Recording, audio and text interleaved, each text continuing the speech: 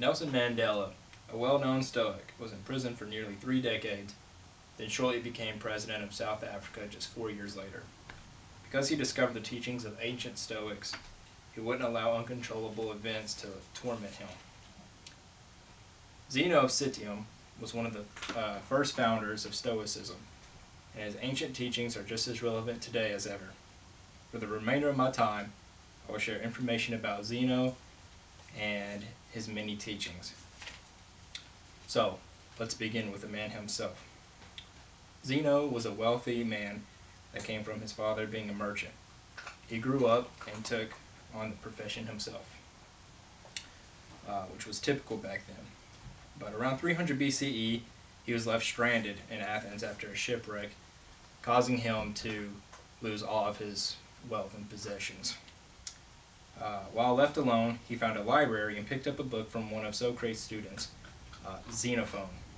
That's probably not how you pronounce it, but Xenophon's Memorabilia.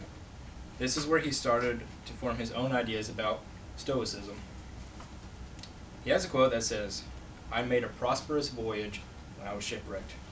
And to many, that seems like a bit of an odd statement, but what Zeno meant by this was his life had no meaning prior to being stranded. This information comes from publisher Joshua J. Mark, 2011. This is because he has gained so much knowledge since being left stranded. With the learnings he obtained from local philosophers, he preached new information about the do's and don'ts of Stoicism to his students. His learners came from the Platonic Academy founded by ancient philosopher Plato. Because Stoics believe everyone is equal and and that anyone should be able to come to the school and learn about Stoicism. This comes from the Origins of the Platonic Academy of Florence by Arthur M. Field, 2016.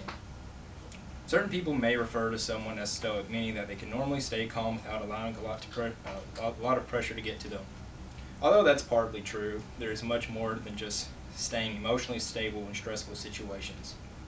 We as people may not be able to have control over everything that affects us. However, we do have control over how we approach these events. The Stoic improves themselves based off the 4 cardinal virtues according to the Internet Encyclopedia of Philosophy. They include wisdom, judgment, courage, and moderation. Despite how Stoicism seems, it is not a selfish form of philosophy. It is primarily about finding peace in yourself without seeking it externally. The Stoics did not view slaves in the same way that other Romans did, but instead they were viewed as citizens of the world, just as they would claim themselves to be. The Stoics were heavy believers in justice and would make sure that their voices were heard when it came to political corruption. Martin Luther King Jr.'s "I Have a Dream" speech is a perfect example of how a modern Stoic would tackle inequality. Before MLK Jr. spoke in front of thousands, he had to find control within himself. This is thus giving him courage to do such a great thing, kind of like Nelson Mandela. It's very important to prepare for bad things. Many people get upset when something goes wrong. That is because it came unexpectedly. Rain is a good thing since it helps nourish our crops, but being caught in the storm without an umbrella is no fun. No matter what the conditions may be, a true Stoic realizes there is still joy somewhere to be found. Thank you. That is it.